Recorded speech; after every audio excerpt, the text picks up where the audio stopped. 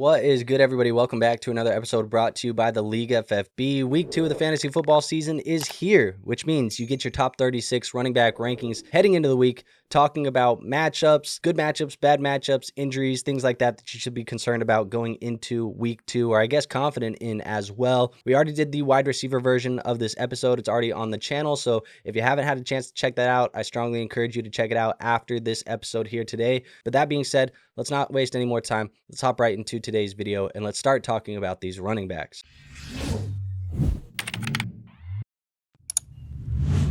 All right, so as you can see, I got 7 tiers here in this episode to get through all 36 running backs. The names on the left side, or I guess the titles of each tier on the left side, is how I'm viewing them in your lineup. So obviously the guys at the top, these are the elite RB1s here in week 1. And the guys at the bottom are just flex plays that I think you can sneak into your lineup if you need them. But with that being said, let's just hop into the first tier. The first tier has 2 running backs in it. It's going to be Christian McCaffrey and Derrick Henry. I don't think we need to talk too much about these guys. The volume is insane. The offenses are pretty good. Overall, I say pretty good because Christian McCaffrey's offense isn't as good as Derrick Henry's, but at the end of the day, these players just dominant assets in your fantasy football leagues. No need to overthink it. No need to overanalyze it. Just plug them into your lineup. Now, the next tier here is the high-end RB1s. These guys obviously need to be plugged in as well. It's Jahmyr Gibbs, it's Bijan Robinson, and it's Saquon Barkley. Those are the 3 guys in this tier. Technically, on paper, 2 bad matchups in this group. Bijan at the Minnesota Vikings is a bad matchup based off of last week's production. The Vikings only gave up 9.6 fantasy points to the Chicago Bears. Obviously, Bijan is not DeAndre Swift. I'm not overanalyzing that matchup based off of 1 week of data, but that's all we have at this point in time. So until we get a couple more weeks of data, it's tough to really know what's real and what's not. We have to kind of project that. Now, that said, for Saquon Barkley, he plays the Kansas City Chiefs. They were a good defense last year. They were a good defense in week 1. They've been tough against the running back. I think this is a little bit more real than that Minnesota Vikings run defense. They were top 5 last week in fantasy points allowed. So this is a tough matchup for Saquon Barkley. However, Saquon Barkley is Saquon Barkley, and he is going to continue to run and be the engine of this offense. So I'm not overthinking him. He's still a top 5 play, despite the matchup truly being a tough one here in week 2. Now let's go to tier 3. Tier 3 is those low-end RB1s. I got 7 guys in this group. I think all of these guys are going to be competing for those RB1 spots on the week. Number 6, Chase Brown, James Conner at 7, Kyren Williams at 8, Josh Jacobs at 9, 10 I got Bucky Irving, 11 Ashton, Jeanty, and the last guy in this tier, Achane at 12. Lots of matchups I think we should prioritize talking about here in this grouping. The first one here is going to be James Conner, who does get a good matchup. Last week, the Carolina Panthers, they gave up 24 fantasy points. That was obviously against Travis Etienne and the Jacksonville Jaguars, so should be a similar type of talent here this week. James Conner should have a good week for the Cardinals. Kyren Williams also should have a pretty decent week. Last week, the Tennessee Titans, they gave up 24.7 fantasy points to the running back position.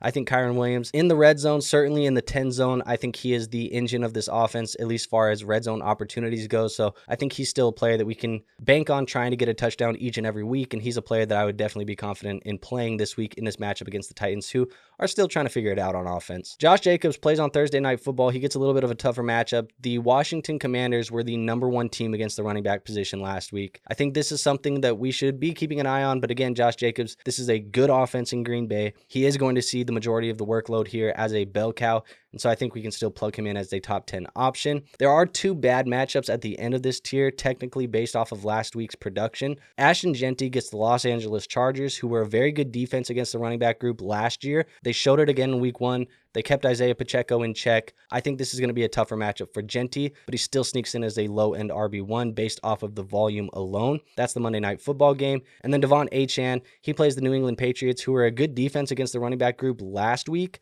I think that can maybe continue here in week 2.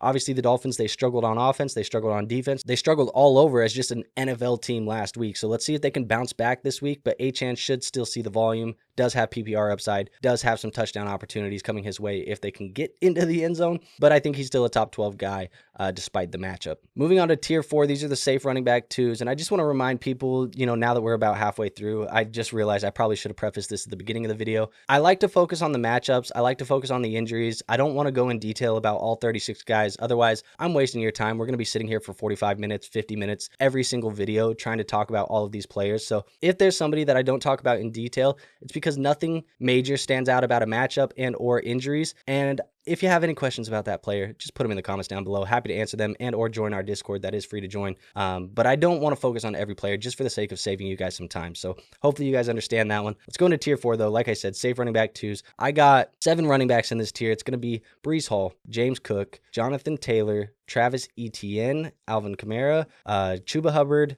Amarion Hampton. That is the official tier for me. 3 matchups I want to talk about. Buffalo and Breece Hall. Breece Hall plays the Buffalo Bills this week. They gave up a ton of running back points last week. Number 1 in the NFL, actually. They were ranked dead last. 24.7 fantasy points allowed to Derrick Henry. Breece Hall, Derrick Henry? I don't think so. However, Breece Hall is still a very talented running back. He's still going to put up some fantasy football points. This is a divisional game. So I do think that Breece Hall is still a fine play, but I don't think that the Buffalo Bills are dead last against running backs. I think that was just the sake of Derrick Henry in week 1. Now, Jonathan Taylor gets Denver, who is deemed as a bad matchup based off of week 1's performance. They were top 3 against the running back position, only allowing 7.6 fantasy points. I do think this Denver defense is tough. They were good last year. They showed it in week 1 that they're good still. Jonathan Taylor, he did get some goal line touches taken from Daniel Jones. Let's see if the Daniel Jones experiment keeps going here in week 2. If he does have another good week, we may be talking about this offense as a much better offense than we projected going into the year. But Jonathan Taylor, I don't want to see you get your goal line carries taken by Daniel Jones. However, you're still a top 15 play for me despite a tough matchup against the Denver Broncos. And now Amarion Hampton, he is the last player in this tier. He's also the last player that does have a bad matchup based off of last week. The Las Vegas Raiders on the road is the opponent. They only gave up 12 fantasy points last week to the running back position. That was the 8th best in the NFL. So I think this is a little bit of a tougher matchup. Obviously, Amarion's still going to end up getting involved.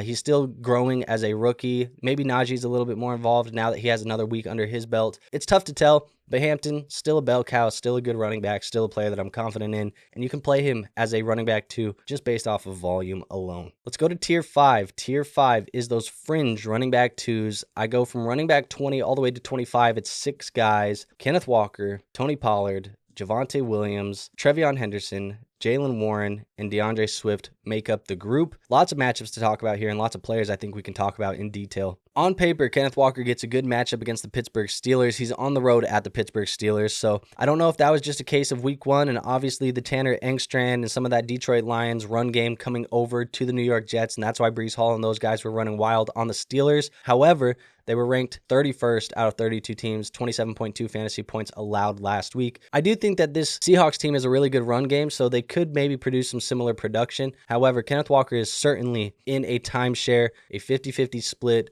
maybe the wrong side of the split potentially, with Zach Charbonnet right now, and Kenneth Walker was battling preseason injuries. I think that was worse than people had even imagined and let on. That's why we're seeing some of this early on.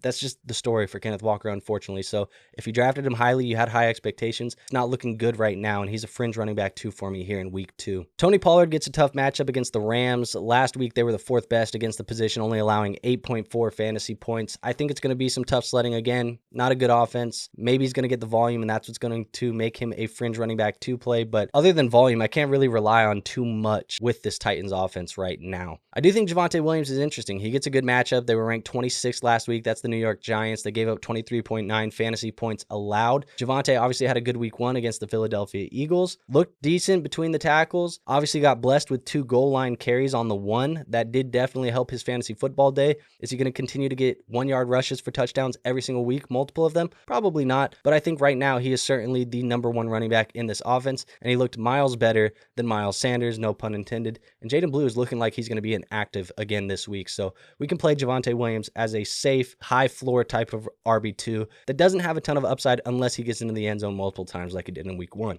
And Jalen Warren's another player that has a good matchup this week, plays against the Seattle Seahawks. They were ranked 30th last week against the running back position, giving up 27.1 fantasy points. Warren is certainly the running back right now that I feel the most confident in Pittsburgh. It's an ugly, ugly mess, and we knew it was going to be an ugly mess with Arthur Smith. It always is. Kenneth Gainwell being the number 2 running back in this offense, I did not expect that right away. I guess we probably should have, looking at Arthur Smith's history, but Caleb Johnson, not a factor right now. Jalen Warren, the most talented guy, and good in the PPR game, receiving game, should be fine. Just doesn't have a lot of upside with Arthur Smith in this messy, murky backfield right now. Let's go to tier 6. Tier 6 has a total of 5 running backs. That is going to be number 26, Aaron Jones, 27, Isaiah Pacheco, 28, David Montgomery, 29, J.K. Dobbins, and 30, Zach Charbonnet. Look, I think we should talk about Isaiah Pacheco. He has a good matchup against Philly, who did give up some fantasy football points, obviously, to Javonte Williams. Like I said, I think a lot of that was because of the 1-yard carries that he got getting into the end zone. So I don't think that Philly is as bad as it says on paper for them against the running back position. Pacheco still on a time split with Kareem Hunt, not ideal. Didn't, see what I wanted to see in week 1 after pumping up Isaiah Pacheco as a value all offseason. Should have a chance to get it back, but this is a tough matchup. I think even though it says good on paper, I just don't think that Philly is that great of a matchup for running backs, despite what Javonte Williams was blessed to do in week 1. And then Zach Charbonnet, like I said with Kenneth Walker, it's a good matchup. Pittsburgh, they allowed the Jets to run wild in week 1. Charbonnet should have enough work in the receiving game, maybe a little bit more this week, hopefully, because I do think he's the better receiving back than Kenneth Walker, despite not looking like he was being used as a receiver enough in week 1. One of these guys is going to get in the end zone. It's a matter of who. Like I said, it's a messy timeshare, committee type of running back room right now. I don't know what to do with them. It feels like both of these guys are really hurting each other.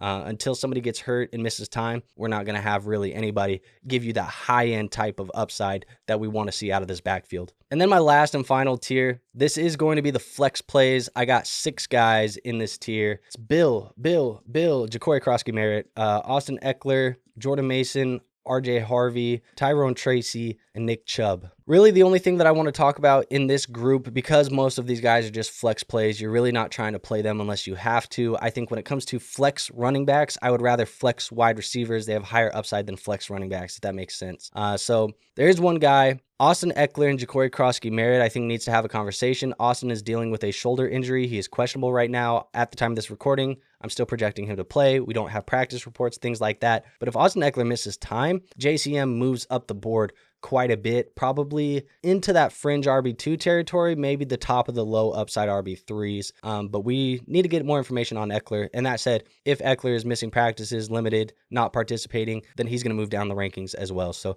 that is Thursday night game. They only have one more day to kind of get this in, for Austin Eckler. But like I said, I think he is going to play here this week. Now, the last player I want to talk about is Nick Chubb. He gets a good matchup on paper. Tampa Bay, they gave up some fantasy points last week, ranked 29th in week 1 against the position. However, Nick Chubb, this offense in general, the offensive line is horrible. I don't think this run game is going to be very efficient. Nick Chubb, he just doesn't have ceiling, not going to do much for you in the receiving game. I don't like this Texans running game, and probably am not going to like it all year unless Joe Mixon gets into the lineup. And even then, it is so scary, so unpredictable that I don't even think I'm a big Joe Mixon fan this year either, despite, being one in the past. So that said, I'm not super confident in playing Nick Chubb. He's like unless you absolutely have to, I'm leaving him on the bench. But he's the top 36 guys, just barely making the cut. Some other guys that would maybe, be in consideration here, and maybe I would value some of these guys over Nick Chubb, actually, now that I think about it. Maybe not. Maybe one of them. Maybe Dylan Sampson needs to be 36, but he just missed the cut at 37. Trey Benson at 38, Stevenson at 39, Braylon Allen at 40, Jerome Ford 41, and so on and so on. At this point, we're talking about backup running backs. So that's kind of the guys who just missed the cut. Maybe we should say Dylan Sampson over Nick Chubb at 36 and Chubb at 37. But there you have it, guys. That is my top 36 running backs heading into week 2 of the fantasy football season. As always, if you found something today informative, entertaining, actionable, please do me the favor. Hit the like button. It is the best free way to show this channel some support.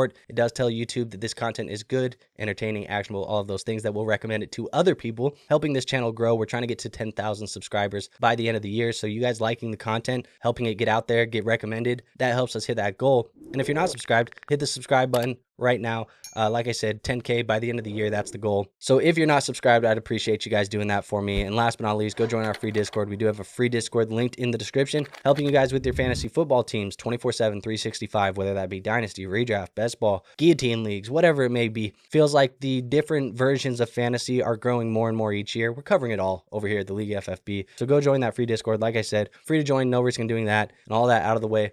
Nothing else for you guys today. I'll see you tomorrow. Until then, peace out.